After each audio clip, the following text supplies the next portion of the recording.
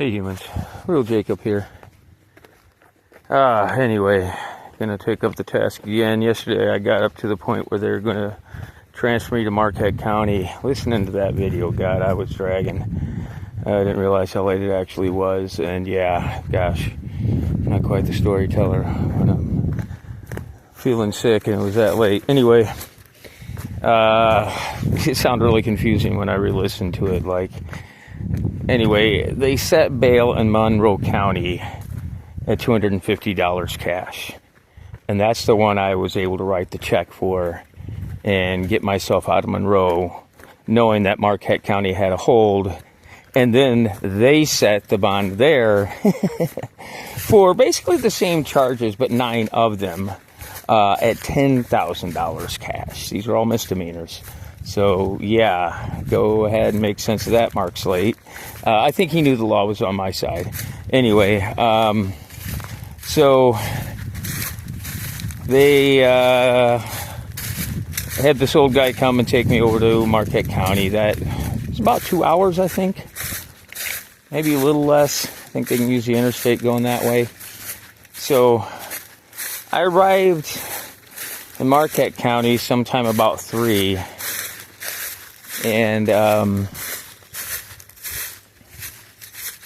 did dead man for my entrance. And then,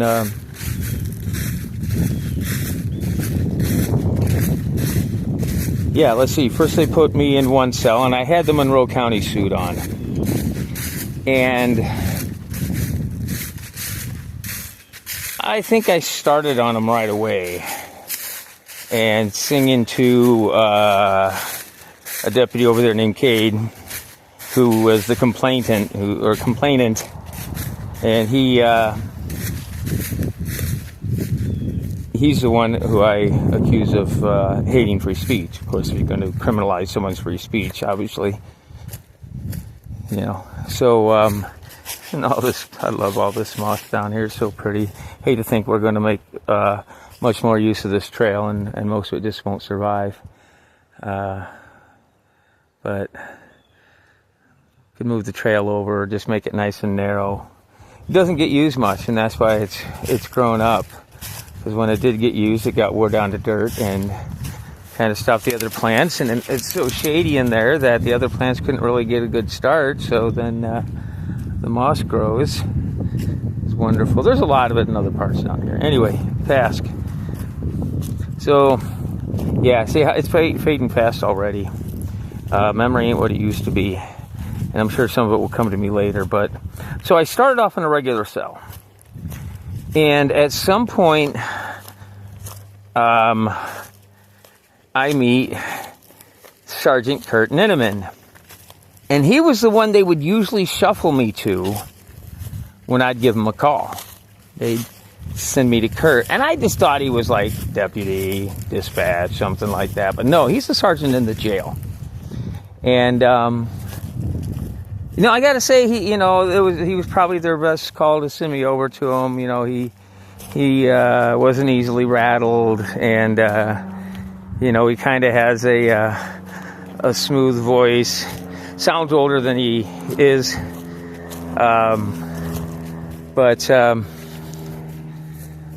So I asked Sergeant Kurt Ninneman, when do I get a bond call?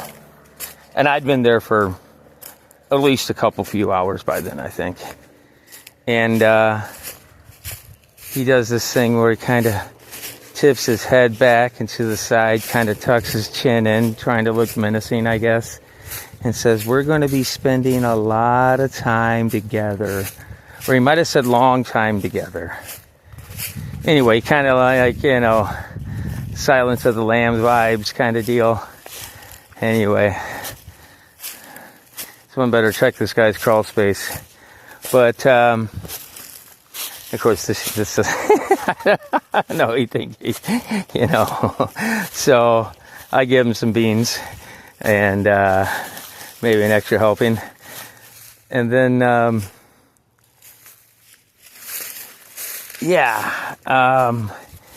it was such a blur because, like I said, it was from the 17th until May 1st over there. 15 days in the Marquette County hole. So they held me in solitary confinement the whole time. Sometime that evening, this lady came out, plain clothes. I figured she was either dispatched because they wanted to see the guy, because by then they had seen the video. They told me, oh, we haven't seen you since the video. I mean, when I was calling them, so I knew ahead of time they'd seen it. And, so now they want to come and see the guy. And I figured she's just another sightseer. I said, oh, you come down for the show? So I mooned her. Because at that point, I still had a uniform. In fact, I still had Monroe County's uniform. They had oranges. Marquette's got these gray ones, man. You'd fit in a gosh darn shadow. I guess they're that confident that guys ain't going to get out or something. Or maybe they're UV. It just doesn't show up until they go out with a UV spotlight or something. I don't know. But they're like gray. Like slate gray. Anyway. Oh, yeah. Look at the blooms. So, she turns out to be their mental health lady. Now, see, Vernon County doesn't have any version of that. They just throw me in the hole, and that's where they leave me. But they actually have a mental health lady doing check-ins. They actually had the nurse come and do a check-in, and that's when I first met Amber. But who saved me later. I truly believe that. So, yeah, we'll go get some shade of the big pine down here. I didn't want to talk to her, but I think the second time around she started asking questions, and I think that's when I figured out that she was asking if I wanted to talk. I figured out that she must be that lady, social worker type, whatever. Calls herself Honey. Who knows what her real name is, I guess, in that situation. Anyhow, but I think she asked if I was suicidal or something like that, and I can be quite dramatic at times like that. So I said that I wasn't going to be eating and that they were going to have to carry me out of there.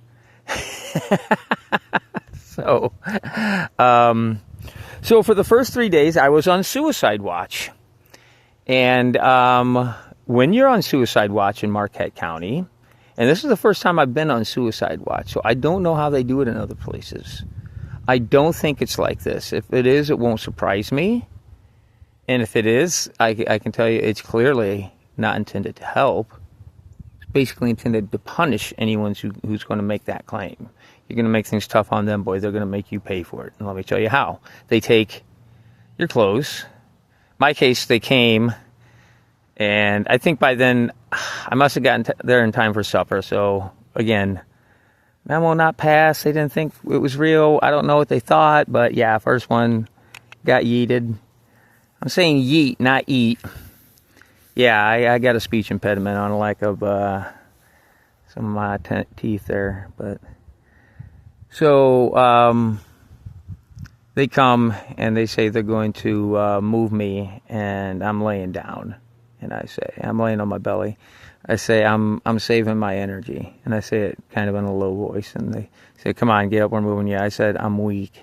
So they just drag me. They dragged me down to the floor, and they cut the Monroe County shirt off. Like, they didn't really try to take it off of me, and I wasn't resisting them one bit. But they decided to cut it and destroy that Monroe County shirt. Sorry, Monroe County. You can charge Sergeant Kurt Ninneman down there in Marquette County. I believe he was the one using the scissors. And then they just jerked the pants off. I don't know what became of those. Don't know if they got them back to Monroe County. They might have said they didn't want them. Anyhow, so then they dragged me to the cell next door. And they did bring me a gown, the suicide gown, which, it's basically an oversized car mat with like holes for your arms and like some Velcro for like going over your shoulders and holding it, your legs just stick out the bottom. It's not really meant to hold the heat, or, it's not very thick either, but it's quilted as such that it's stiff. You can't really make a noose out of it. And they don't give me a mattress. In fact, that's what they take from you when you're in suicide watch, is everything but the gown. And then later they did give me a blanket. I can't remember when they gave me the blanket. But I want to say it was the first night. Like, they almost left me in just a uniform one night. We're going to. No mattress, no blanket, no nothing. Me in a uniform at that point. And, I mean, I knew I wasn't going to freaking do the hypothermia thing again. And although I did start to shiver a little bit, I was like, screw this. So I got up, started kicking on the door. Which at that point, yeah, see, this one's going to skip around because I was there for 15 days and it was kind of a blur. All I can do is kind of hit some of the highlights. But, yeah, that night when they were going to leave me with just the uniform to sleep on the floor or the bench, and I was opting for the floor nearest to the door because these cells have fans on you 24 hours a day. It's got an overhead fan, a vent that I would often cover with food, but then they'd move me and then they'd uncover it. And sometimes they wouldn't. Sometimes I'd go back and god dang old bread and breakfast cake and shit all be smackled up in there still. I'm like, good, I don't have to cover that one again. It's one of the most annoying things about the place is having that fan on you. And pretty much every single one of those fans will show the signs of inmates using toothpaste, food, whatever, to glue things up to cover them. And it would be a simple little magnetic, vent diverter to keep it from blowing on guys all night. It could be slapped up there or taken off. And they might say, oh, safety, safety. Well, they give you these totes, like a medium-sized tote that you'd keep your extra junk in. That's for the inmates. So that could be busted up and used as a weapon as easy as some kind of little plastic vent diverter. And the thing is metal, so you could use magnets to put it up. Anyway, see, can't stick to the task. Oh, dandelion already. Yeah, so they take everything from you in Suicide Watch. The mattress, towels. They would not give me a toothbrush and toothpaste, even to brush and then take it back. Nope. It took them 53 hours before I finally did get a phone call. So about the bond calls, I told you how the first request for a bond call went. He didn't give me a response except to say, we're going to be spending a lot of time together. And then just denied me a bond call. And the next day when I asked for a bond call, he said, who are you even going to call? And I said, my mother. And he said, is she even going to have the money? And again, he denied me the bond call. Never got a bond call. Asked other jailers. Oh, it's got to come from the sergeant. Or it's got to come from the captain. I can't decide that. And then Mike Sever, he told me that there were exigent circumstances. And that was the reason I couldn't make a bond call, because of exigent circumstances. He says, you know what those are, don't you? And of course I do. It may not be the most precise definition, but basically immediate and pressing. And there was no immediate and pressing reasons why I couldn't use the phone to make a bond call. Because at that time, they had allowed me no communication, except when I was in Monroe County. They did allow me a bond call. And the guy who actually tried to post the bond, a friend of mine, did try multiple times, and they could show me that he did. So it wasn't just, it was unsuccessful. And then they said, hey, look, we'll take your check just to get you the hell out of here. So the third time I asked Sergeant Kurt Ninneman for a bond call would have been on, the first time was on the 17th, second time was on the 18th, the third time would have been on the 19th. And again, I said, when do I get a bond call? And he said, do you even know anyone with that kind of money? And then, didn't give me a bond call. Another example of the conversation I got out of Mike Sever when I would ask for a bond call, I asked him, I said, when do I get a bond call? He says, what bond call? I said, any bond call. Oh, do you want a bond call? Yeah. Of course, never got a bond call. So finally, and it was the day after my mother's birthday, and I didn't intend to call her on that day, I'm asking Ninneman again. This would have been on the Saturday. First Saturday after I was arrested. I'd been at that point over 48 hours. And I'm asking him again, you think you can just hold me and not allow me a bond call? I said, what's the statute on that again? He's like, well, we haven't booked you. You wouldn't book. I said, who's asked me to book? I said, I don't get to decide when and how I get booked. I said, you guys, well, we can't drag you around. I said, okay, that's fair. I said, whenever they want the pictures and prints, I give it to them. I said, you want it? I'll give it to you. Well, will you do booking? I said, yeah, sure. So we go out and we do booking. And it must have been, I want to say 20 years since I've actually done that level of booking. Usually it's just like they ask the questions, I'm just like, none of your business. I give them the specifics. And they usually don't get that far, but if they do, I like to tell them that all that information might be useful if you're holding people in cages against their will, but it doesn't mean I have to give it to you. So I don't even remember making the decision. He just asked the questions and I was giving him answers. I mean, later that night and then especially the next day, I was kind of surprised that it went like that. Oh, man, am I more manic than I realized? I don't remember making a conscious decision, but I didn't answer really with any reluctance. There were a few questions I declined to answer. But, no, I just, gave him the shit. This isn't, if there's a file, this isn't even, that's not the shit that they're looking for anyway. But, no, so I went through with all this bullshit and I signed all their stupid little forms, which usually they don't get any of that out of me either. I'm not going to say I agree to this, that, or the other thing.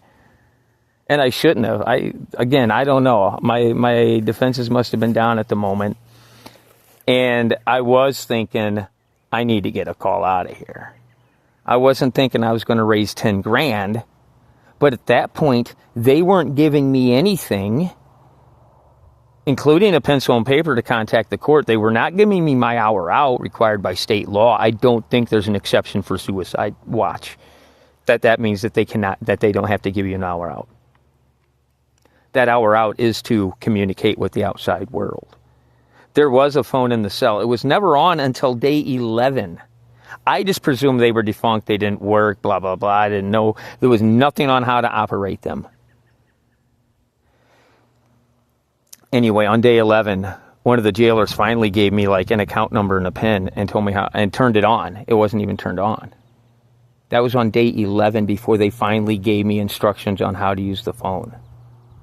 I just figured they weren't going to give it to me because I didn't have any money on my books. Anyway, that reminds me, Monroe County had $23 in mine. It was supposed to be given as a check. Maybe it's in the mail. Check's in the mail. So anyway, after I do booking, and now it's 8:30 at night. It's 8 o'clock.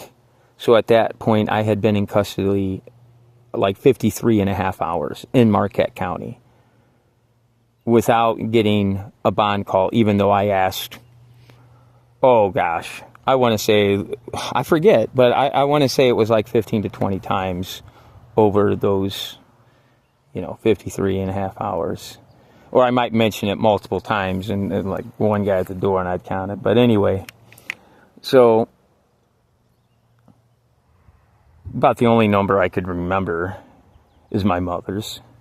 So I called her, wished her a happy birthday, day late, and told her I was in on this high bond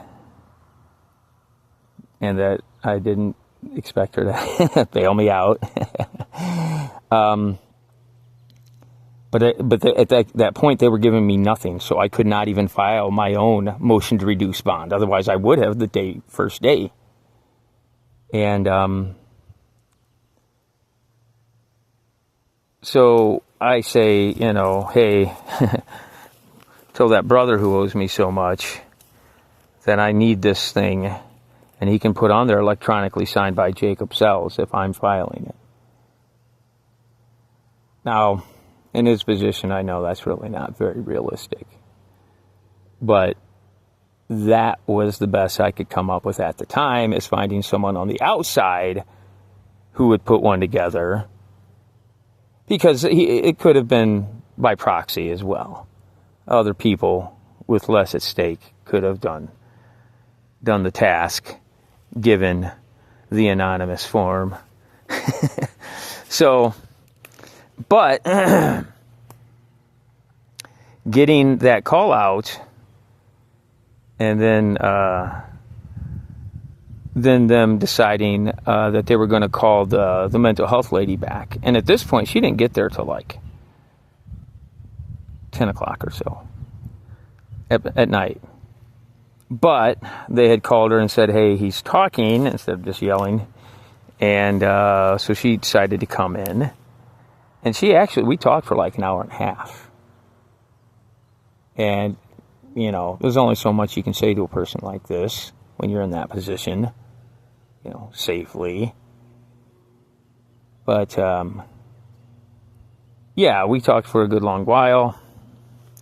I'm sure she bills the jail. And, I think she must have made the call to take me off the suicide watch. I think that night, I was still in the turtle suit. They had given me a different suicide gown. They call the turtle suit because the second one they gave me, it's not practical to wear it. You have no mattress, so are you going to wear it and lay on the concrete? No, you take it off, you fold it, and you curl up on it and use it as your mattress.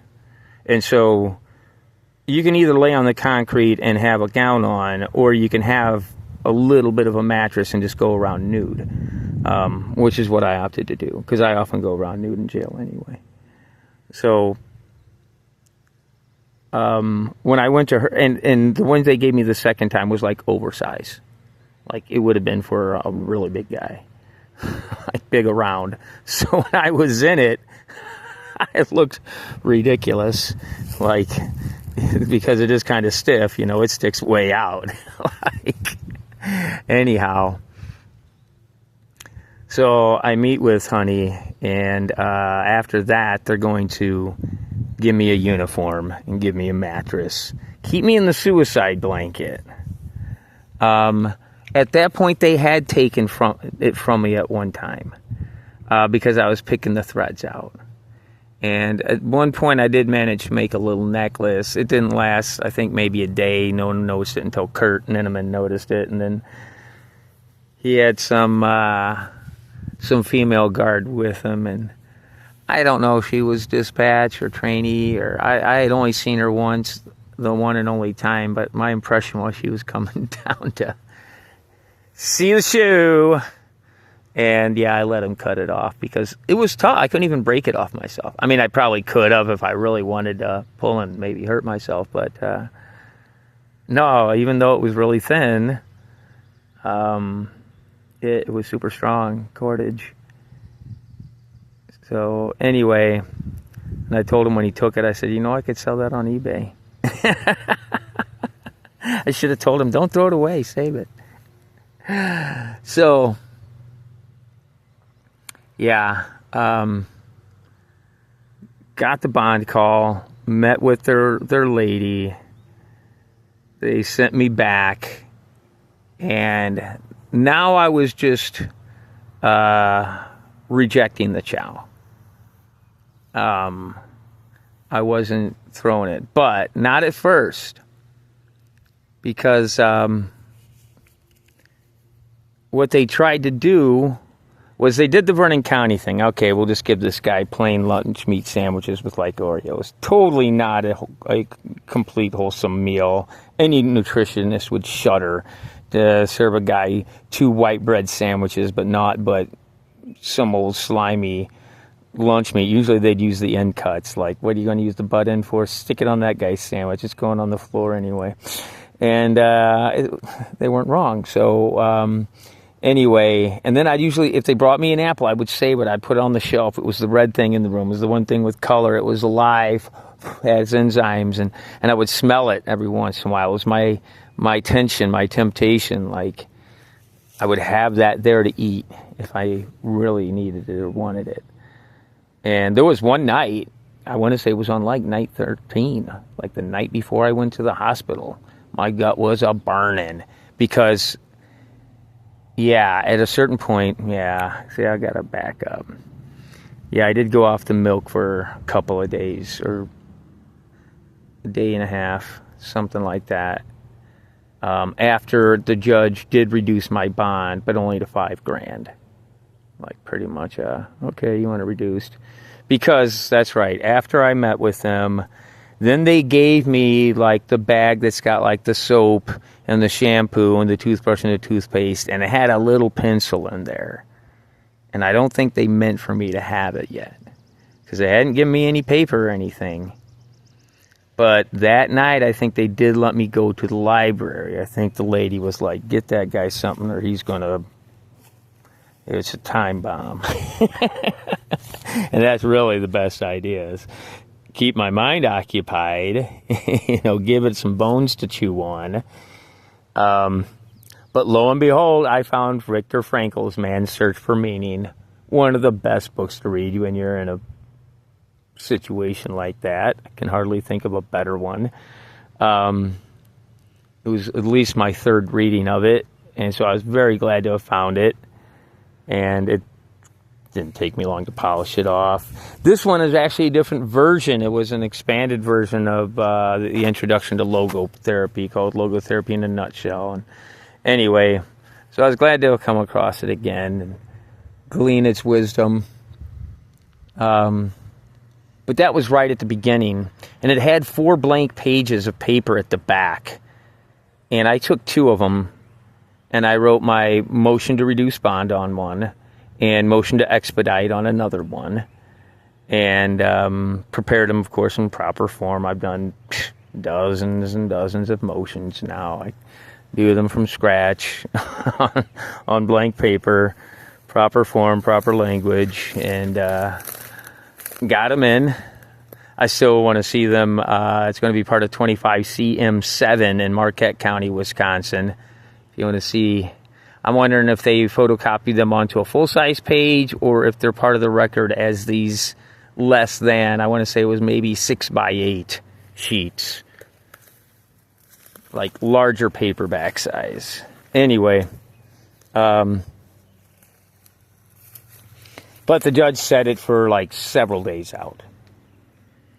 And obviously he probably does bond hearings most days, I would assume, unless there simply aren't any. But yeah, there's probably bail court most mornings where he's from, I would expect some.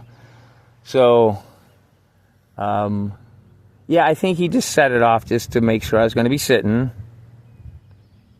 And so at one point, they decided and I was starting to tell them about the laws now. I wasn't threatening any lawsuits or any notices of claim. I was just letting them know, like, hey, when do I get my hour out? Hey, when do I get my due process hearing? When's my hearing? Who's the doctor whose care I'm under? When's the physician going to see me? And they're just ignoring it all. And some of them kind of tipped their hands after a while, because when they started to change, I was like, oh, did you look that up? And one kind of, yeah. Anyway, so they said they're going to take me to the cell. And I'd still be in solitary, but it had a second room attached to it that had a shower, that had a TV, and basically this would have met the 1 hour out requirement. to be in that second room, but they were going to leave it to me like all day. So and it had a phone in it, although, again, they still had not advised me how to use the phone. And so they moved me down there, and I tell them, I said, that TV's not going to do me any good without my glasses, you know. But it had a remote, and if I wanted to, I could have turned it on. But I had books at that point. They did let me go to the library. And so I'm in this new cell and given my trays back, you know. Things going normal, you might say. This one had a window. You couldn't see anything out of it. It had a screen on it, which I hadn't seen a screen in a jail cell since, like, LaSalle County's old jail. And those weren't screens. They were grates, but still. Seemed odd. Next morning, called me for breakfast. I'm going to go get my tray, but take the milk. So all I was getting at that point was milk. But they did start giving me milk 3 times a day instead of just the one in the morning. They started giving it to me at lunch and supper, the 8 ounces too. Just like Vernon County did. Like I said, I'm sure these guys had a little powwow. I could do a FOIA and see what I could find.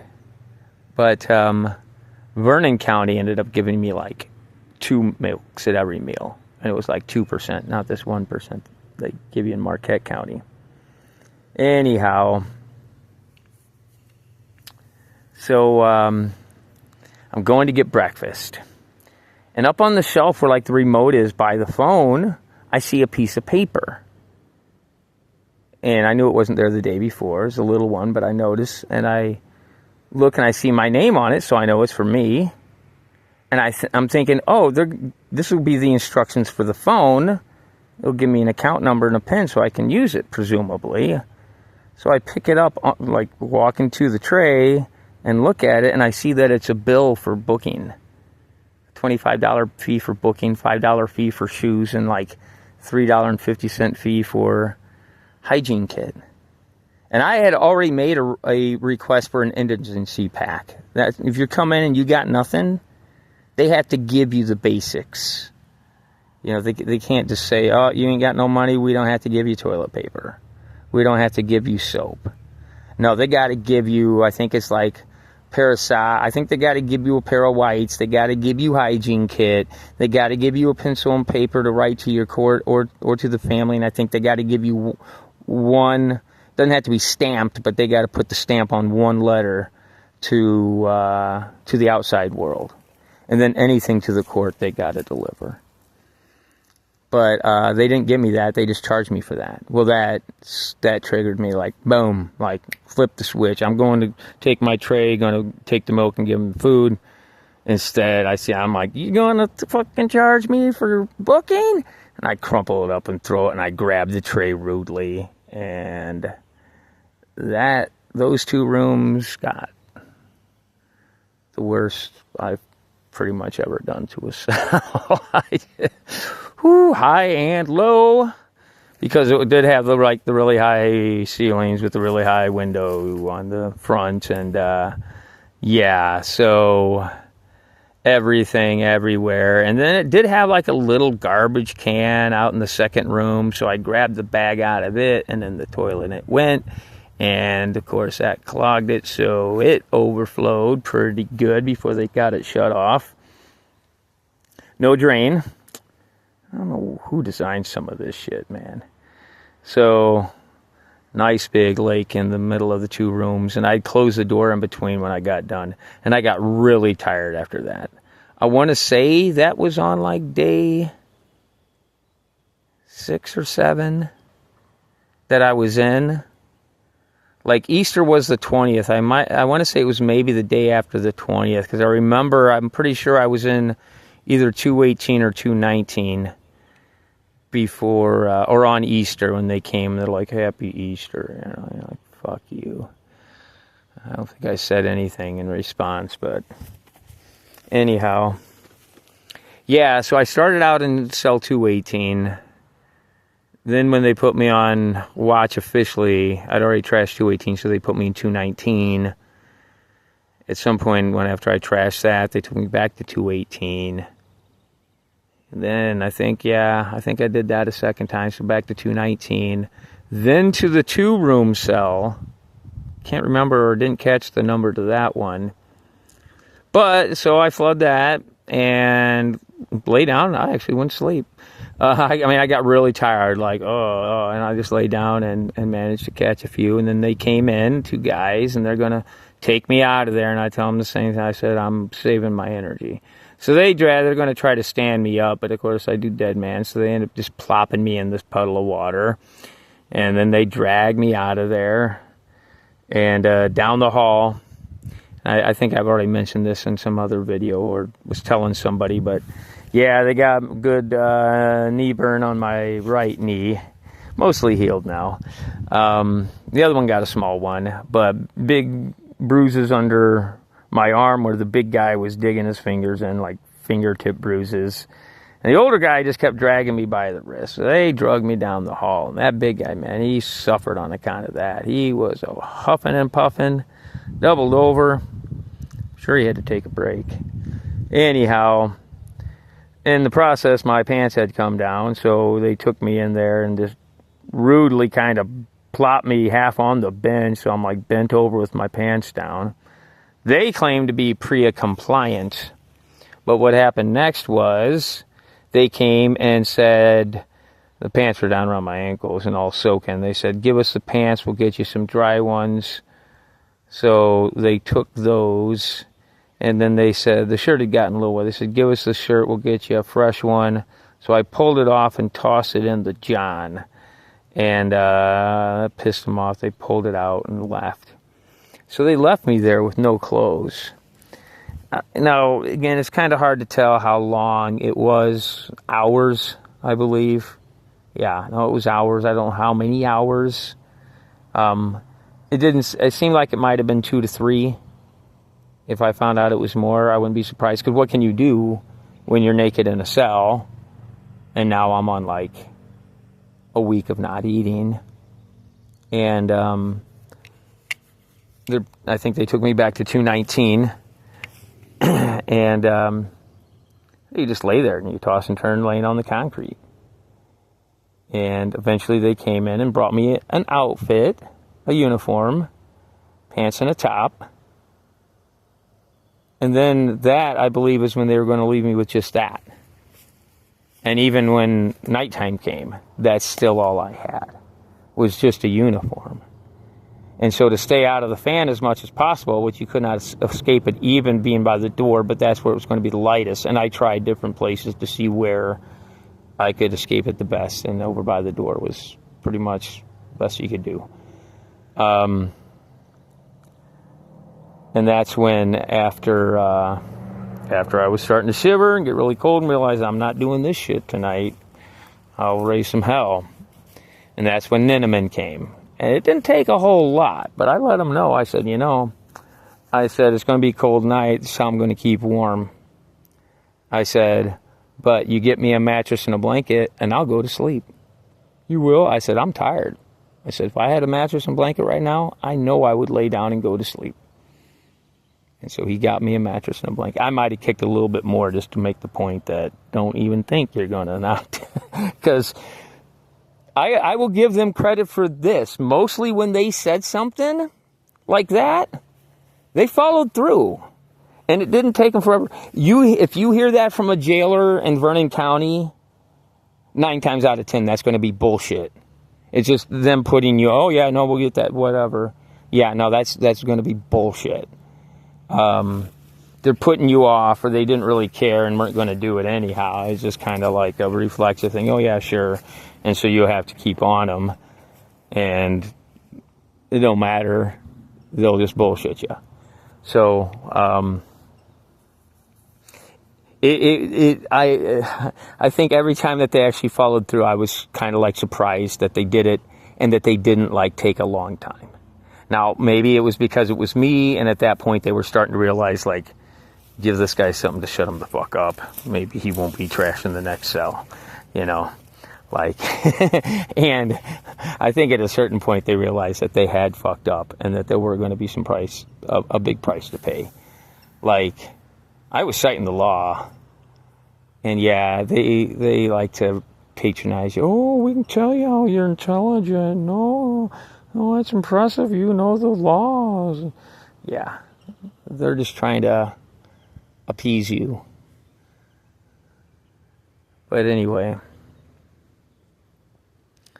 so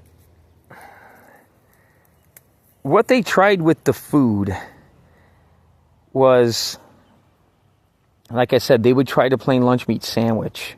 And of course, I would, make the best use of that however I could. Bread, break it up and put it in the little holes in the fan. Use it to cover the camera. Actually, that stuff kind of welds itself on when it dries good to the metal. Like, that shit can get really stuck on there. There was some on this one vent that it was there. I put it up there and it was there like the whole time. Like they didn't even try to bother to get any more off. And if I had nothing, I'd get up there and like try to get crumbs and like reconsolidate it with a little bit of water. Like if that's all I had, or take some of my stuff off of the fan down to like cover the camera again. Anyway, so they tried doing this thing where they're going to give me a piece of bread, a piece of white bread off of the sandwich that they brought. They're like, you eat that, and then we'll give you the piece of meat. I had to keep reminding these guys to turn their body cams on. Like, is your body cam on, or they turn it on? Like, that's how sloppy it is over there. I suspect the body cams are fairly new, but still, it's like, how much of this stuff got recorded and how much didn't. There were certain things that I know was recorded, like Ninneman telling me about the bond calls should have been recorded. The one guy, Abby, doing this thing with the water, because now they're going to keep the water off on me. And they'd come and say, Jacob, do you want us to turn the water on so you can get a drink? And I'd be like, you have to provide me with water, or everybody needs water. And be like, do you want us to turn it on then?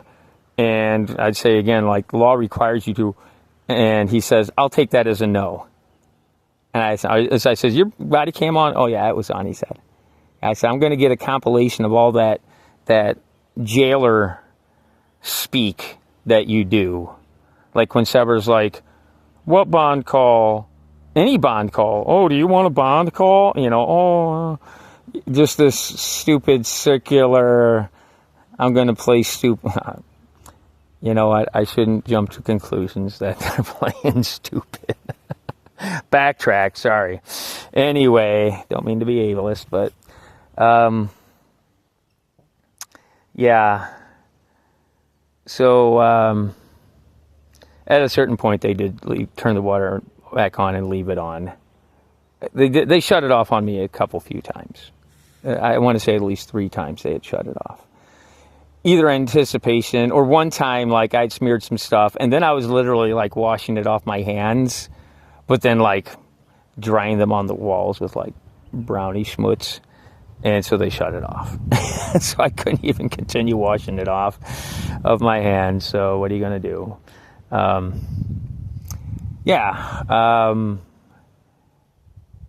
It was also interesting that certain jailers would allow me to the library, and they'd actually like let me stay down there for quite a while. I thought they just thought like, hey, he's down there, he's nice and quiet, he's actually on his feet, so might have been thinking that's going to wear him down quicker, and it was. But I'd go down there and I'd start sorting through the books, like straightening them up, sorted all the nonfiction from the fiction. The religious has its own cabinet, so I put that in there, and straighten up all the magazines and the Reader's Digest, and each time I'd go in there, I'd work on it some more, and it was actually gratifying to see that the library was getting used and books were getting returned, although they just pile more of her. And when people go through them, they just kind of leave little messes, whatever. Gave me something to do, straighten them up. And it was the last time that one of the jailers did mention that in gratitude. But I was doing it for the books. Yeah, they didn't need to be like that. And I thought if I was going to be there much longer, it'd be nice to have the fiction and the nonfiction sorted. And fiction just, man, I can go through some of the old classics, and they had a few. I think they had 3 Mark Twain, and I read 2 of them. But Yeah. Did I? I read Tom Sawyer. I don't know how many times, but, oh yeah, and then The Prince and the Pauper, which I think I had read that in the last few years. I've not read it, listened to it, or I think I was listening to it on audiobook and stopped. I had read it before. It's a good story. Anyway, yeah, and they had crossword puzzles books, the Dell puzzle books, which is really important if you're in jail. Like for me, to be able to give my mind that bone to like chew on. And yeah, reading and doing that was hard oftentimes because my mind would just wander back to my problems. And I would find I'd read, a whole page but had not taken any of it in. I was reading this really, really dry book on the Great Depression. The guy was a good writer. It was interspersed in there with all the dry facts, but it was actually quite interesting. It was David Kennedy, I believe. Anyway, wouldn't mind going back and now, when I say that about so many books I start and don't finish in jail, I'll get out and be like, oh, I should get that and finish it. And then I don't. But, yeah, so I kept doing the hunger strike. They kept me in isolation. They kept refusing me a hearing, due process hearing to challenge my isolation or anything that they deprived me of. Because at that point, they deprived me of, pretty much everything. When I was in suicide watch, the only thing I had was a blanket and a gown. No mattress. Now, they may argue that a mattress on concrete is a privilege. I don't know about that. I think even the medical community be like, is it painful to sleep on concrete? Is it good for a body to sleep on concrete? They're going to say no. Then how can they justify doing it? That's what they do in Marquette County. I actually wrote an article while I was in there based on, I didn't write it on paper, I wrote it in my head, and I put it down today and make it even better based on how I was treated in there. Now, at a certain point, that honey lady did come back, but that was the second day. And like I said, after I did the booking and after I kind of opened up to her, the next day I kind of felt kind of surprised and a little bit dirty. Kind of like, where the hell did that come from? And why did I do that? At my age, I don't have a lot. When you're younger, of course, you have a lot of those moments. But at my age, I pretty much think that I have things. But like I said, I had been picked up on the 15th, had many high-stress episodes in the days leading up to that, and had been held incommunicado there for, that's 53 hours, is well over 2 days. I got to look up the law on that. But regardless of the law, the fact that what I could establish is that their standard is probably to give people a bail call within the first 24 hours of being there. Pretty much after bail is set, they're probably going to be allowed a bail call. And even maybe just a call after they get picked up to let their family and loved ones know that they won't be coming home. I don't know what the exact law is in Wisconsin on that one. But if they treat me different than they treat other inmates, then there's Party 1 discrimination precedent. So anyway, so this is the Marquette County portion of it. There was so much that happened there. So, at a certain point, I was giving them their trays back again. And then when I got my second bond hearing, and the judge lowered it down only to 5. That morning before the bond hearing, they brought me breakfast. The big guy who had to drag me. Oh yeah, I didn't finish the story about the one piece of bread. Yeah, I'll get to that one quick. So the one meal, they offered me the one piece of bread and said if I ate it, I'd get the thing. Well, I didn't eat it, so they took that meal and left me with the one piece of bread. And I made use of it, did whatever. put in the vent, put on the camera. The next meal, it's the big guy, the Huffy Puffy one. And he offers me half of the piece of bread. He takes the bread, tears in half, offers me the smaller piece. Says, you eat that, I'll give you the other half. So they're trying to, like, you know, give me less and less to work with. And so I asked him, is your body cam on? I think he had to turn it on, or it was on. And I take the bread and I sniff it. And I'm like, ooh, it smells so good. I said, thank you. And he's like, you gotta eat that. I'm like, oh, if this is all I get, I have to make it last. I'll cut it into 10 pieces and eat one bite every 30 minutes. I was like, oh, thank you. So I took and put it on the shelf. And of course, he took the rest of the meal. Did not provide me with it. Now, at some point, somebody said, don't do that, because then they started providing me with the meals again. And at a certain point, I stopped decorating with them and just let them take them. That's when it was the morning of the bond hearing. The big guy brings it in. You want your breakfast? I said, just set it on the sink. He said, you want just the milk and sugars? And I said again, just set it on the sink. Meaning the whole tray. I wanted him to leave me the whole tray. Because I knew I had bond court that morning. So, and I kind of already had pre-planned. And actually, I got to really stop doing what I so often I'll like estimate, like if I'm doing a show, I think this might be my goal, and I'll kind of set a goal or what I think I might expect reasonably. And it's so odd how many times I'll come like really close. I'm like, and I mentioned this to a friend, and she's like, oh, you're manifesting it. I'm like, that's what I was kind of worried. I'm like, I got to just leave it open. I got to leave it open. Well, when I thought about the bond thing, I thought the judge might reduce it to signature. That was what I really hoped, is that he would reduce it to signature. I would sign out and go home. But I also said to myself, he might only reduce it to like $5,000. Like, be a dick. And that's what he did. He reduced it to $5,000. And,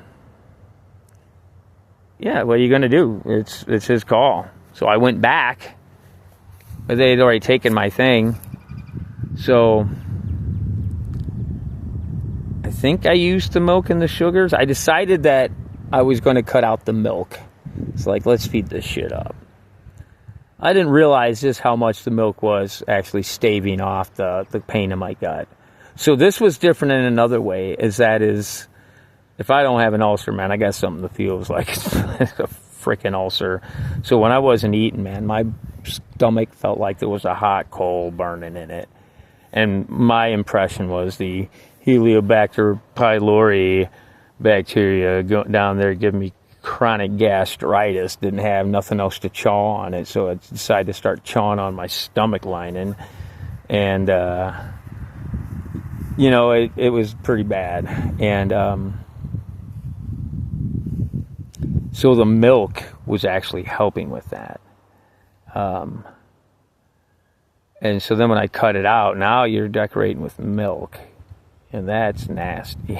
Like, water can go everywhere, but it's going to evaporate. Milk, oh, that shit's going to dry. That shit's going to potentially stink. But in those places, it's going to dry up pretty quick because you got a fan going all the time.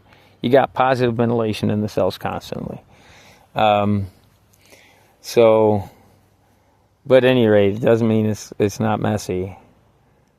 So now they're bringing me trays again, but now I got milk. And so I can't remember why. I think they just decided to start bringing me trays again. And so once or twice they did, where I was throwing it and then like banging, because those trays are really, I'm not going to say they're indestructible, because there's certain things in those cells that are supposed to be indestructible, and I know better. So I could probably destroy a tray if I want. I thought I heard someone talking about someone was going to get charged with destroying a tray, but could certainly make a lot of noise with one, especially because these cells have these metal shelves that stick out. That's the funny thing. When you're on the suicide watch, they take all this stuff from you under the guise that, even the soap, they say, oh, you could hurt yourself, you could eat the soap. Yeah. The toothbrush, I guess you could, I don't know, choke it, I don't know, jab it in your, I don't know what they think. But they won't give you any of that stuff. But they will put you in the cell with this metal shelf jutting from the wall, like 8 inches out, with like these corners that, you know, aren't sharpened to a point, but they come to a point, and the edge of the shelf is like 3/16 steel.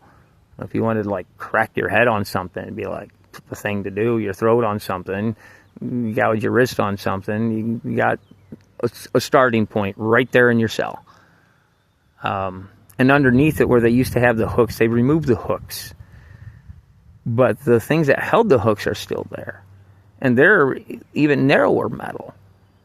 You know, probably like 1/8 inch tops. So, you know, it's not like they're putting you in a safe situation. I really think they take everything to be like, okay, now we got to check on this guy every 15 minutes. Because believe me, when there was no suicide watch guys down there, I sometimes wouldn't see those jailers for like, it seemed like a couple hours. Like, they weren't coming down there if they didn't have to. Like I said, that's Vernon County, it's different. They're I think 3 times an hour all the time.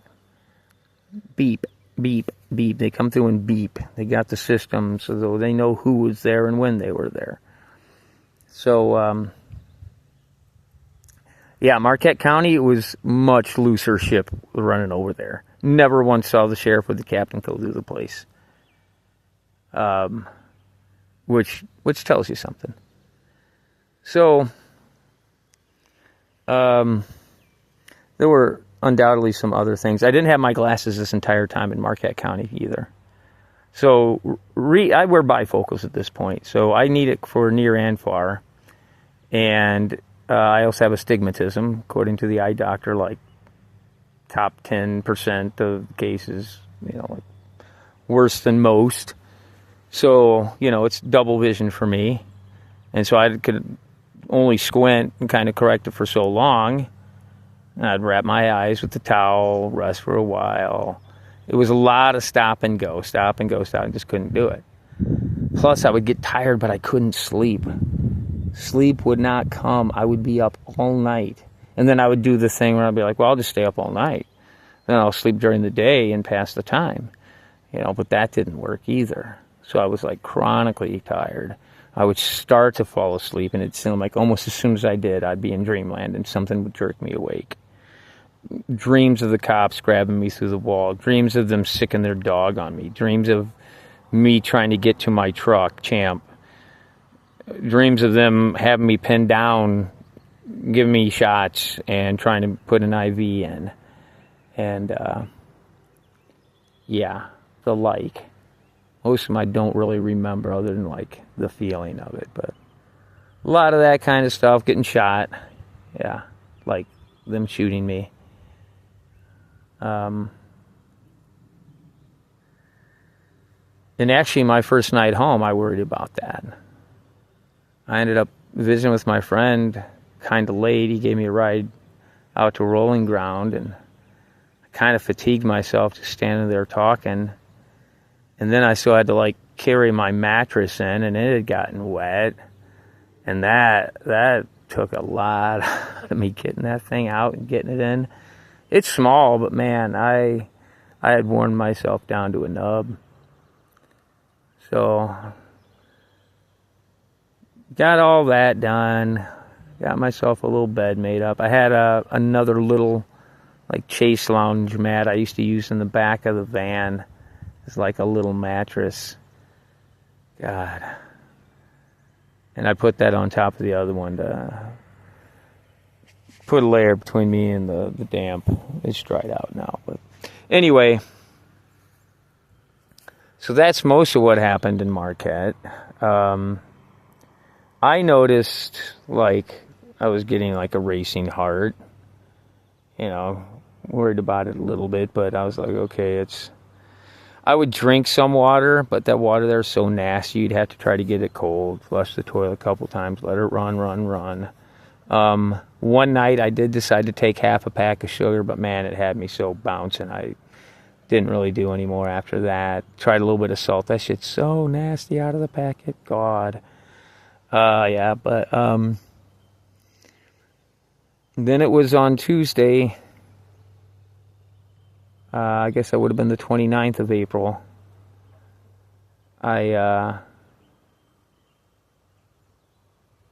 On Monday, I had put in a inmate medical request, citing 3 things. Toothache, extreme pain and swelling, which actually was an exaggeration, because I knew that would actually get me attention. And the second one was dizziness when standing, and sinking feeling in my chest, and accompanied with my heart skipping a beat.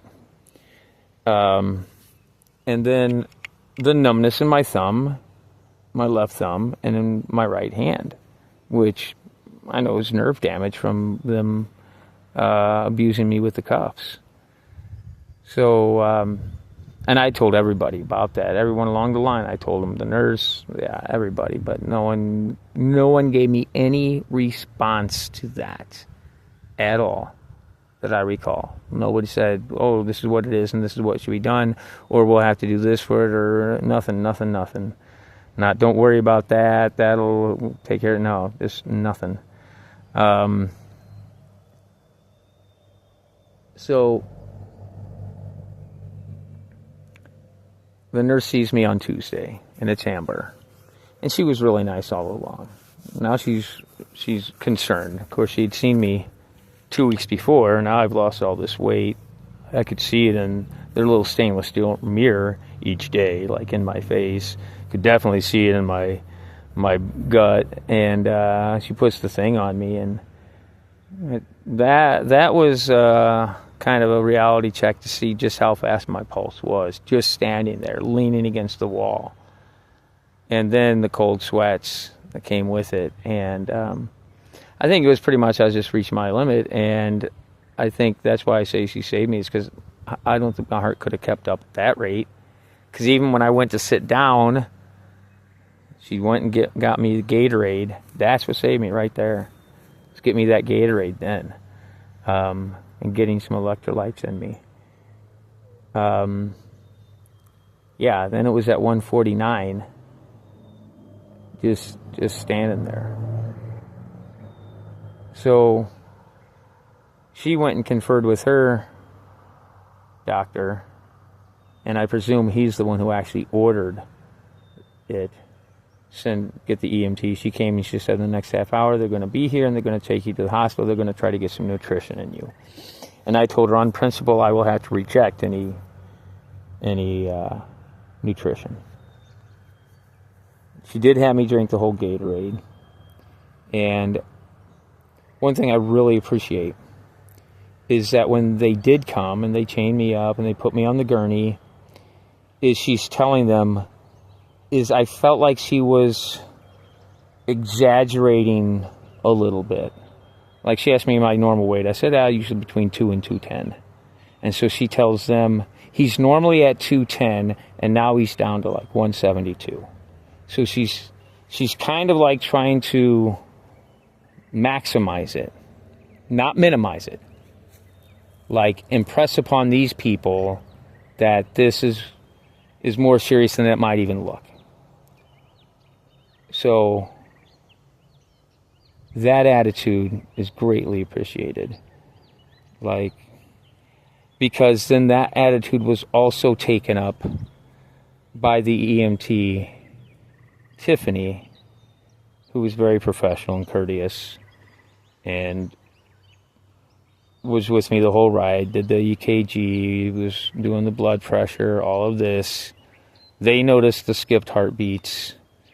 I think there were 2 on the right end. I told them 1, and they thought they saw it, and then they saw 1 shortly after.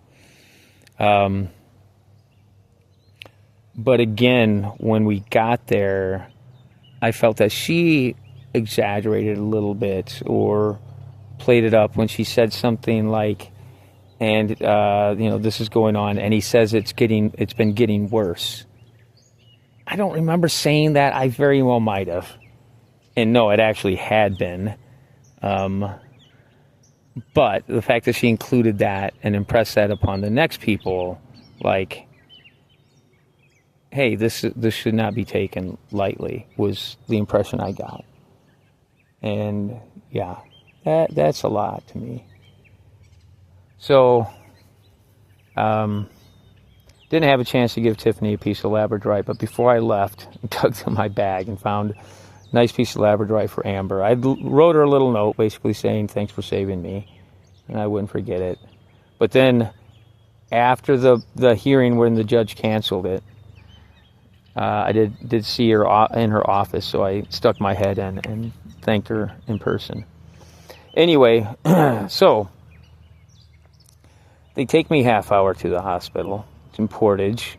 Love riding around the state, so I get to look out the back window and see the trees and the sun and the plants for first time in a couple weeks. And we get there, and they take me in, and I don't give them any guff. I'm not excited. In fact, at that point, I was feeling pretty weak, but I just had the Gatorade. And when the doctor comes in, she introduces herself. I said, "Hello, doctor." And she said, "Why'd they send you in?" I said, "Well, I wasn't rude. As a matter of fact, I said I had tachycardia and thought they'd send me in." She says, "Well, you don't now."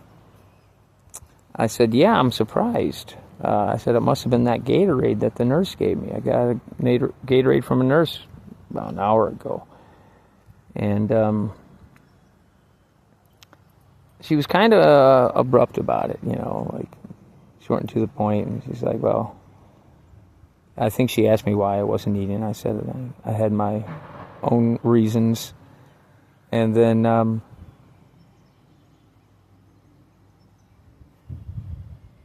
what's going on up there? Anyway, she said they wanted to do an IV, and I said, "Well, I have to reject that." I wasn't like rude or excited or anything like that. I just said, she says, "Well, then there's nothing I can really do for you." I think she said you need to start eating. And then the other thing was for the toothache, and so she had me open my mouth. She used her flashlight, and she saw, and she says, "Ouch," indicating that to a trained doctor it looked painful. And so she prescribed an antibiotic, amoxicillin. Very brief, and she was out of the room. Now, she did ask me about pain, and I said the tooth, I think, was a 7 or an 8, which is what I told the nurse, and that my back was actually really hurting that day. For whatever reason, it had suddenly decided to really hurt that day. It might have been because that morning, the big guy, the huffy puffy one, was going to stand over me and make me eat my breakfast. And that's when I had to cower over and keep it and was like, "Get the fuck out of my house, get the fuck out of my house." And then I yeeted it over my shoulder, kind of like all over him in the room. And then it was dry breakfast, so then tossed the tray down. But that little bit of commotion might have did something, hurt my back, because I'd been very immobile up to then. Anyway, so I reported the pain in my back, and she offered me nothing for the pain. Now, I think she said 10 being, the worst pain you've ever felt, and I tell her an 8, or even a 7, you would think that'd be like, "Oh, okay, well, let's offer this guy an aspirin, or a Tylenol, or an ibuprofen." I'm not asking for, prescription pain medication. I really don't like to take that stuff anyway. But I definitely would have taken an ibuprofen or a Tylenol if it was offered to me. That little combination right there, 1 and 1, can be very helpful. I don't like to do it much, but sometimes, man, it's like that or suffer. So, yeah. And I'm not worried about it being habit forming or going to get me stoned and stupid. Stoned and like it, worse. So anyway, She also didn't offer me any liquid electrolytes. Like, okay, she wants to give me an IV. They're saying that I'm there for dehydration. Maybe offer me some fluids. Because when I told her, I said I had a Gatorade, she says, oh, I thought you weren't eating. I said, well, I am drinking. Like, a hunger strike, yeah, can last for a long time because you are drinking. A liquid strike would inevitably end in 2 to 4 days. Yeah, those don't last. I don't know. I did one once. I lasted 30 hours. And it just so happened. I don't know. Just so happened they said that the clerk was going into her office on a Sunday and sent this form over. And that if I signed it, I could get out. And so I did. But I was only going to go 24. And, I mean, after like 18, I was suffering. Like, body overheating, laying on the floor in my cell. I decided I would get up and I would go to bed. And when I woke up, I would get a drink. And that was going to put me at like 24 hours. But when I woke up, I felt better. Like, your body's like, okay, this is how we're doing it. Adjust. And so then I ended up going 30 hours. And kind of like saved by the bell. And I think I was really starting to show it. And I was still in population, but only with a few guys, like a handful of guys. And I think one of them was like, hey, this guy's not taking anything now. Hasn't been eating. Now he's not taking liquid. And you have a look at him. So all of a sudden the clerk's in her office on a Sunday. Go figure. But when I was in Monroe County, I want to say I went 20 or 22 hours. It wasn't until they moved me back into a cell. They'd offered it to me the following morning after I'd been in there like 18 hours. They put a cup in there and I never drank it. So then I want to say by early afternoon, they'd put me into a regular cell. That's another thing I forgot to mention in the part 1 video is that I was in Monroe County the 15th, 16th, and part of the 17th. So actually the first night I was in the rubber room and didn't sleep at all. The second night I was back in a cell. And I think I was giving them their trays back at that point. And so that I did sleep some that night. And then the next day is when I had the bond hearing for Marquette County, got the high bond, and got transferred out on the 17th. Anyway, if anyone's keeping track. But I was in solitary the entire time, both places. Was never put in population. Never got my hour out in Monroe County. I want to say there were 3 or 4 times where I was allowed out into the library for an hour or more. There may have been times I stayed shorter. Or at least one time I stayed shorter because I was cold and tired. But I could have stayed longer. Now, that wouldn't have allowed me access to a shower, and it wouldn't have given me access to more paper. But when they did see, that's another thing, when they did see that I filed on the blank pages of the back of a book, they then provided me with some paper. Because that's right, I filed a petition for writ of habeas corpus from jail. Because the bond was excessive. I believe that, and that violates the Constitution of the United States and Wisconsin. And they were holding me in solitary confinement without a due process hearing and without giving me my hour out. And so I cited all these things and prepared a petition for writ of habeas corpus. I prepared my own petition to waive fees, affidavit of indigency. I requested and got a notary. This, again, is where I hate to say I'm impressed with jailers, but I asked for one, and they actually got me one within a reasonable amount of time. In fact, when she came, I said, I'm sorry, I'm not even ready for you. I thought it was going to take a couple of days before I'd get to see a notary. And she's like, well, just let them know when you're ready, and I'll come back. And then when I was ready, I told them, and it didn't take that long. I mean, I wasn't like minutes. It might have been an hour, but it wasn't like, yeah, sometime tomorrow, or whatever. Like you'd get in Vernon County, or a mañana. When the jailer tells you anything, it's like them saying mañana. Means it probably ain't going to happen. As I say, the only time you can really believe them is when they say, I don't care. Sometimes when they say, I don't know, you can believe them, but not always. If they say they don't care, you can believe them. So, they did provide me with some paper, and I did my petition for writ of habeas corpus. The clerk down there doesn't know her job.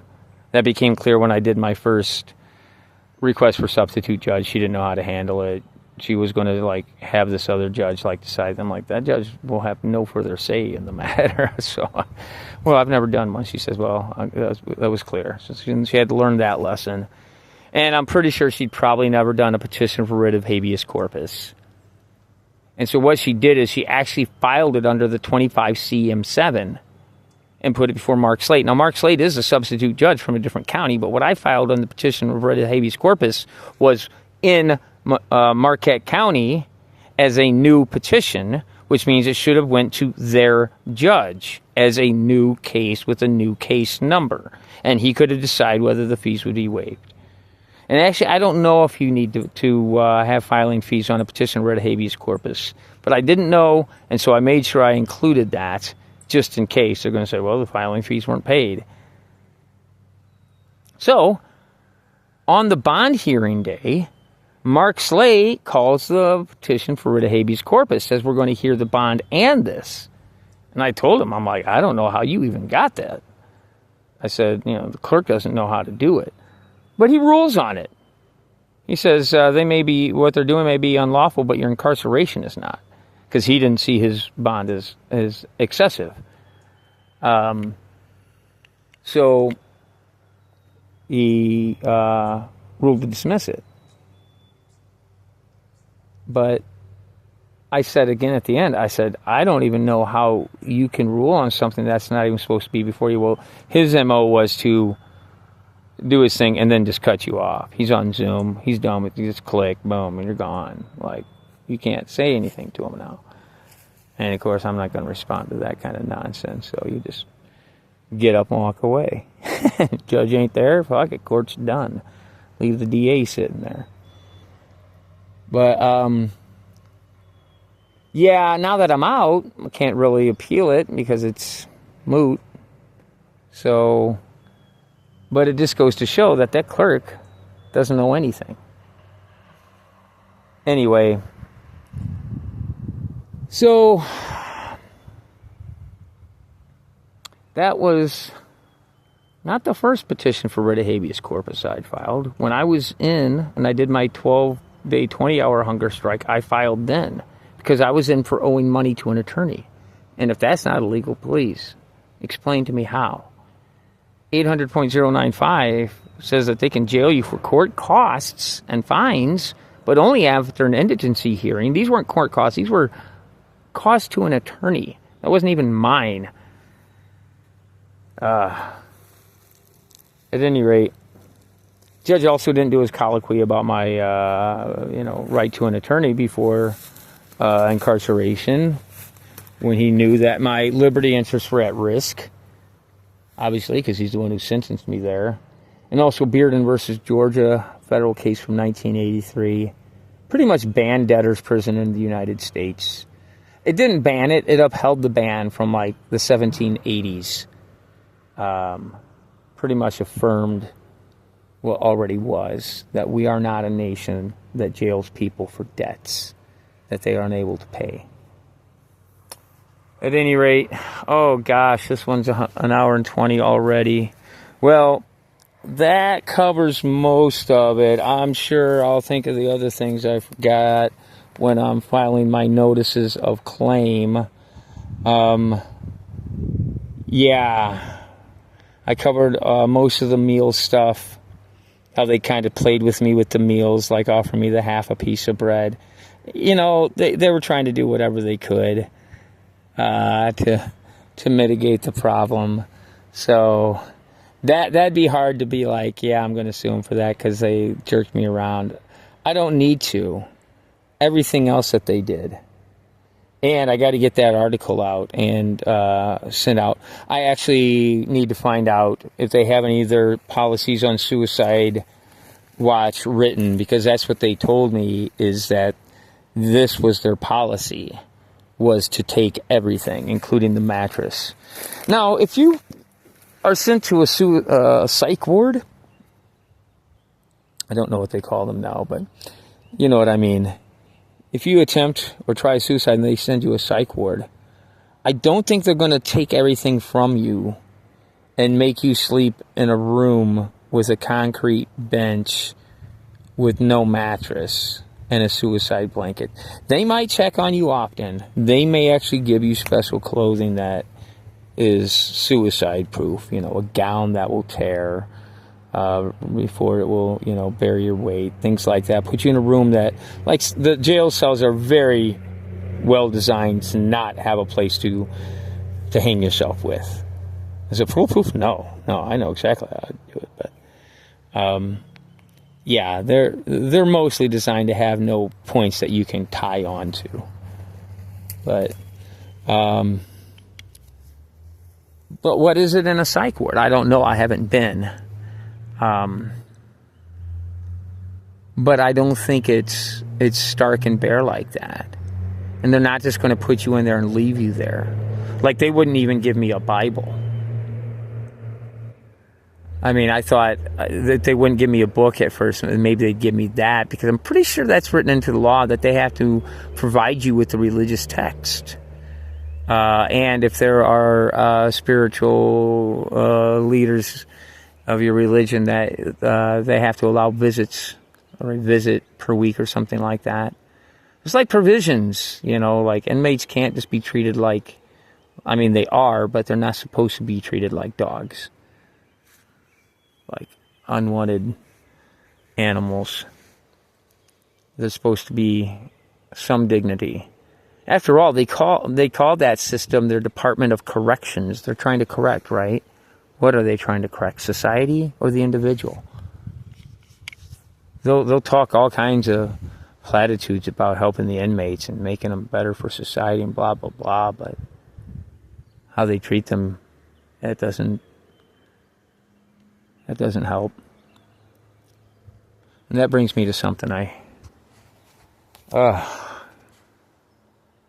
so there were other people on suicide watch while I was there, even though I might have been off, after the first 3 days. Yeah. And one guy, didn't really hear much from him. The first guy that was down there, he must have been doing DT. He must have been detoxing. And I don't know that feeling, but I hear it's hell. And it's a long hell. And I really think he was going through that. And I heard the nurse talking to him. I think they might have been giving him a little something that they give people who are in withdrawal, but it clearly wasn't enough, and this guy's having a hard time. And this one nurse, I could just hear she was being a real bitch about it. And maybe you gotta be when you're doing that kind of job, but still, it's just hard to listen to. But that guy seemed to eventually move on.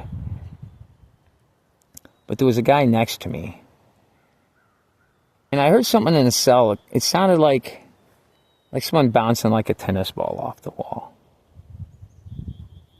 And I was thinking to myself, it was kind of routine, and I was thinking to myself, maybe he made like a little ball out of his towel, and he's tossing it up, something. And I was kind of in a little reverie thinking, it'd be nice if they would just give a guy a little rubber ball if he's going to be stuck in one of these places, something to kind of keep his hands, occupied. And I thought, maybe that'd be a little loud if it was like a racquetball or a tennis ball. So maybe just like one of those little tiny rubber balls you get out of the gumball machine. Just a little something to occupy your mind a little bit.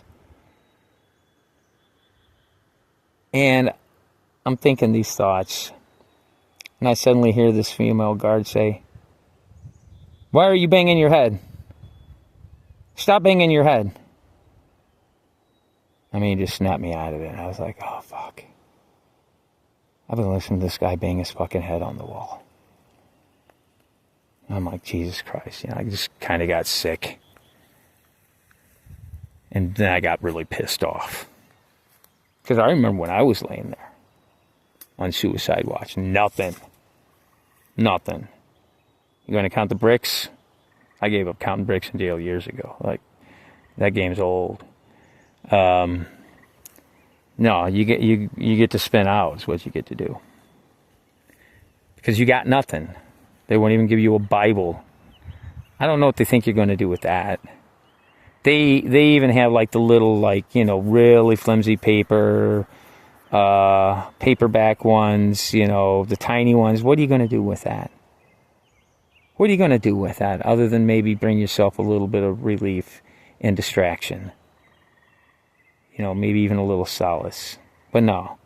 Not if you're on suicide watch in Marquette County, Wisconsin. No, you don't get anything like that. So when the guard says that to him, the guy stops. The sound stops. But then a little bit later, it starts again. And every once in a while, punctuated with like an extra hard one. I just wince. So I end up going to the door. And I yell at her. I'm like, well, if he had something to do other than bang his head. And I'm like, get him. And she just storms off. I think they had all been told, like, stay away from him. If he gets going, just leave him alone. Meaning me. So she storms off. And, I'd still hear the guy once in a while. And so I go up there and I bang my head on the door a little bit. Now, I wish I could say I've never been that guy. But I have reached the headbanging stage before. Not necessarily trying to hurt myself, but like one night in Vernon County, doing a concert, had my towel knotted up, so I'm making some good noise. They call the cops. The jail calls the cops on me. They're going to come in. It's like 1:30 in the morning. So the cops are going to come in. And when I see that, I toss the towel down. Because they're like, put down the weapon, put down the weapon. I'm like, fuck you, I'm banging. So now they're going to come in. So I toss the towel down. I lay down dead man on the ground. And they come in and assault me. And they do the old pain compliance technique. And I'm barking then. Like, hey, you can't do that to an inmate. And that's true. They're not supposed to do pain compliance techniques on an inmate who's not resisting. And I was not resisting. Because I'm presumed to already be disarmed. I'm in their custody. So if you're out on the street, they can do these pain compliance techniques to you. They grab you and they can start doing all kinds of shit. Cause you pain. To make you do what they want. They're trained to do that. Pain compliance techniques. PCTs. Ask old Phil Welch of Vernon County. He doesn't work with them anymore, but used to call him PCT Phil because he did one on an inmate, and he ain't supposed to. And they do it to me, and they did it to me that day, and then they put me in the Hannibal Lecter chair. I think that was the first time in the Hannibal Lecter chair. Was that night. And they'd fucked up my wrist. That was the first time it happened. Since then, I got to say, that move, it does hurt, but it doesn't really screw up my wrist. It's been done enough to me now. It's like, psh. So, they took me. I mean, what are you going to do to a guy? He's in jail. You come and take him out of a cell. What are you going to do? Put him in another cell. And that's what they did. They took me down to receive him, put me in a cell. Because, they don't want me to be keeping up the other guys because now they're going to get pissed off and blah, blah, blah. And they're going to have a lot more problems to deal with. And, gee, I wonder why it works that way. But I'm telling them, I said, I need treatment for my wrist. You guys just fucked me up. And they wouldn't give it to me. And so I started hitting my head on the door hard.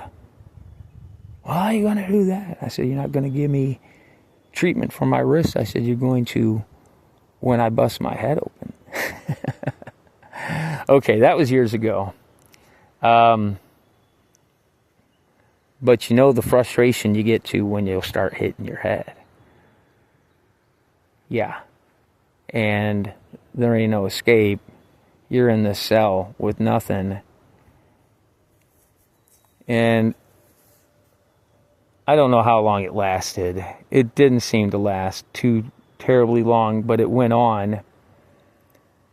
And then another jailer comes by, a male jailer, and I yell,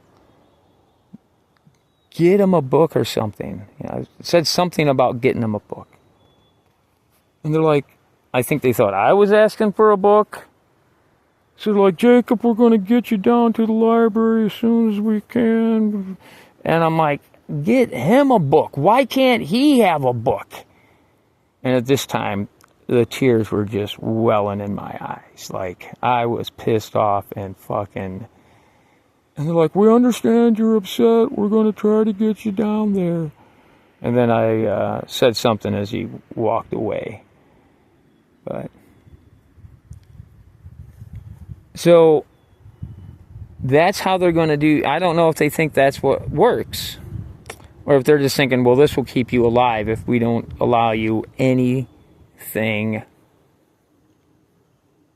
other than a gown and a blanket for like 3 days.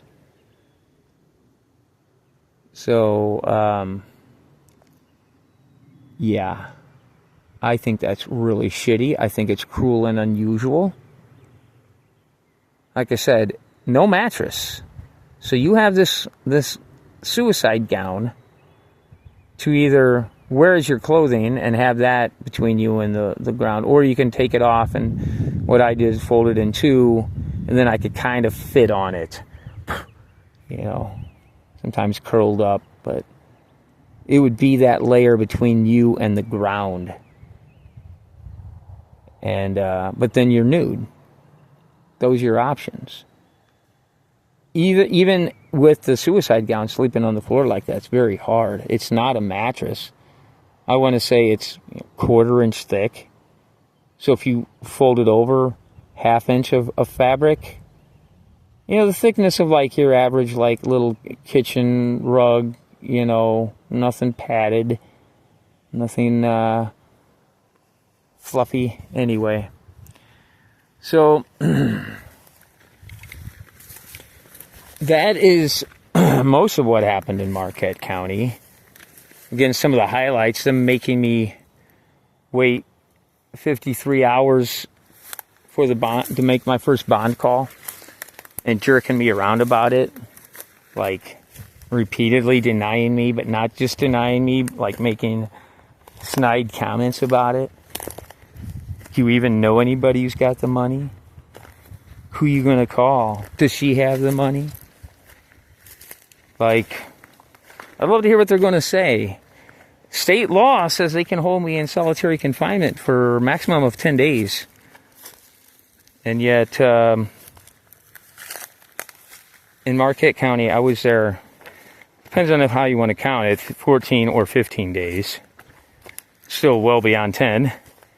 And then that's only supposed to be under the advice and care of a physician. I was never seen by a physician until they took me to the ER on April 29th.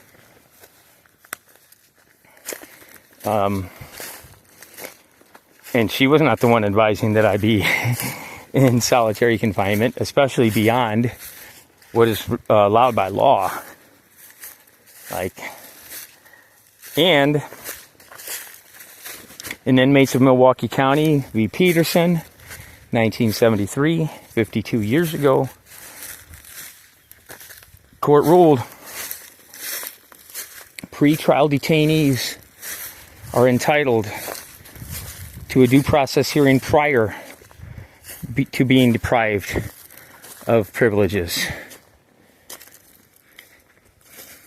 They never gave me they never gave me a hearing prior to taking away anything. They never gave me one, period. I was never told why. I repeatedly asked, am I an administrative seg or disciplinary seg? No one would tell me or could tell me. How long will I be in seg? No one could tell me. No one told me how long I would be there in isolation or why I was there in isolation. Now, we can guess what they might say. Oh, he wasn't cooperative. Oh, it was for his own safety. Oh, it was for officer safety. Oh, that's one thing I forgot. While I was in the rubber room in Monroe County, and the kid is bringing me my first breakfast, would have been on the 16th, and he's telling me to get up against the back wall when I'm already laying down. That's the asinine of it. If I would have stood up and got against the wall, I would have been had a much better position to launch an attack, if that was the plan, than if I'm lying on the ground, curled up with my back to you. I mean, then what am I going to? I got to get up before I can rush you. So it was this asinine of it. But, you know, we went back and forth a couple of times. Well, I told him to just put it on the floor. And he said, you got to get up against the wall. And he said something about for officer safety. And I said, officer safety will be the death of us all. And then I realized that is the sixth way that I've now come up with in which police increase crime in society. Is this whole concept of officer safety. They will deprive you of breakfast in the name of officer safety. Oh no. I couldn't possibly open up the lower tray door and slide your tray in. No, that'd be too unsafe. So you must be deprived. Or couldn't take the chance that that phone wasn't a gun. I had to shoot him just in case it was a gun. Well, it wasn't, but officer safety can't take the chance. You get the idea. They will do many things that will hurt or harm you so that they don't have to be hurt or harmed. Which blows apart this whole idea that they're out putting themselves in harm's way. No, they will do anything to avoid putting themselves in harm's way. They will and do kill people to avoid putting themselves in harm's way. They're not going to start sacrificing themselves for us. That was the old model. New model is shoot first, ask questions later. No, that's probably the old model too. But at any rate, I'm sure there'll be other things that are, oh yeah, when they're bringing me back from the hospital. Oh yeah. Yeah, I forgot a lot. Like when the big boy was going to stand over me to eat my breakfast, he comes in, and he did wake me up at 7 a.m. And I'd only gotten a couple hours of sleep that night. And he offers me the tray, and I take it, but he's kind of reluctant. I put it between me and the wall, and said he's going to stand over me to eat it. I said, well, how much time do I have? He said, you got 10 minutes, and I'm taking it. So I give him some shit about that. And then I threw it, and I tossed on the thing. And he went storming out and slammed that door as hard as he could. Yeah, I did tell this part, but he had lost his shit. And so I did a little celebratory song and dance for the next 10, 15 minutes. Did I leave that door open? Anyway. Yeah, there was something else I was going to include, but... Oh yeah, when I got back, or on the way back from the hospital, so the judge and the doctor said nothing we can do. Sent me back. Jailers are just going to take me back in the back seat, so I get a nice ride. We're passing a semi, like on the interstate, and the guy seems to be taking a long time about it, and like moving in the lane. And whenever I'm passing a semi, you do it quick. You don't waste your time about it. You maybe speed up more than you might. Battery running low. Okay, anyway. But now this guy's like taking his time, and I'm like, what is he doing? Like checking this semi out? And I look up, and he's fucking texting on his phone. And so I say, do you always text on your phone when you're driving? I said, while you're passing a semi? Like, what the fuck? Of course, he puts his phone down, doesn't say a word, but that would have been on April 29th. Sometime maybe about noon. I couldn't tell you exactly what time it was. Midday sometime. In a squad car. The guy wasn't a jailer, but we were with Mike Sever. So I don't know if his body cam or squad cam was on, but that was a thing that happened. But, yeah, when they got me back and they walk me in, they do a strip search. And I forgot I had the EKG things on, but so they had me put those on the sink. Now they want me to go through their body scanner. And I'd seen they had one in Monroe County, and now they were going to ask me to go through it. So when they asked me if I had received chemo or radiation in the last 6 months, I just ignored them. And he asked me a couple times, I ignored him. So he says, I'll tell you what, we'll just go in. Because I wasn't going to do their shit. He wanted me to, and I said, we just did a strip search. And then when he asked me the questions, I ignored him, so we didn't do it. You know, the fact that they ask that, have you received chemo or radiation, means that maybe they don't want to give you more. Which means maybe I don't want that shit. Like, I really am giving it all. I mean, you got to figure they do something, but it's like, yeah, no, I'm not going to do that shit if it's just going to contribute to my radiation exposure for their stupid nonsense. So anyway, that day the DA filed a motion to dismiss without prejudice, and in it he cites the fact that I'd gone to the hospital, refused treatment, was returned to the jail, and that the Marquette County Sheriff's Office was requesting that the charges be dismissed. Now, they're the complainants, and I'd already filed a motion to dismiss, and on it was said, written that by signing this, the judge, agrees to dismiss. And he could have dismissed it then and there. When he got that, all he had to do was sign it. But no, he set it for hearing 2 days out. Like, I really think he was just trying to squeeze me. Like, let's see. They're sending him to the hospital because I can't ask to go to the hospital. If I ask to go to the hospital, they're not going to take me. If I tell them I need to go to the hospital, they're not going to take me. It had to be someone like Amber who stepped in and did what she did. And I don't think I'm giving her too much credit. But,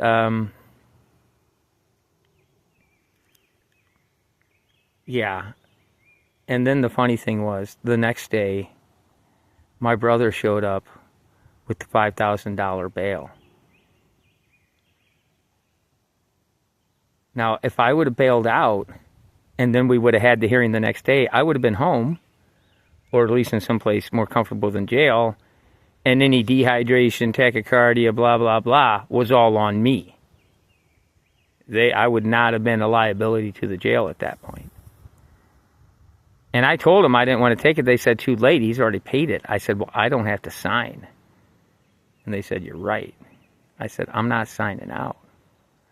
So my brother, without even getting to see me, had to turn around and go home. Now, that actually saved him some time, because he probably would have offered me a ride back to my place, which would have added a good hour and a half each way to his trip.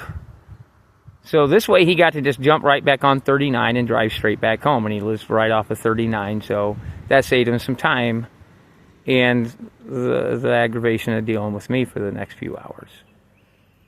So that'd been my brother Jared. So he was probably confused, but went back. And also, like I said, the whole reason for them to dismiss might have been removed. And then they might not have. And then I would still be facing the 10 charges, plus the bond would be held until it was all said and done. And then they could have made that as part of a fine. Oh, they got your $5,000. You think they want to give that back? No, no, no, no, no. They'll make that as part of the fine. Boom, they got it. Prepaid. That's how they can do it. So, the last 30 hours or so, because the judge said it for the afternoon on the second day, the last 30 hours or so, I could have signed out at any time. My signature would have gotten me out. The cash had been paid. All I had to do was sign the bond papers and walk. But I had to keep that leverage over them. Had to let them know I was in it to win it.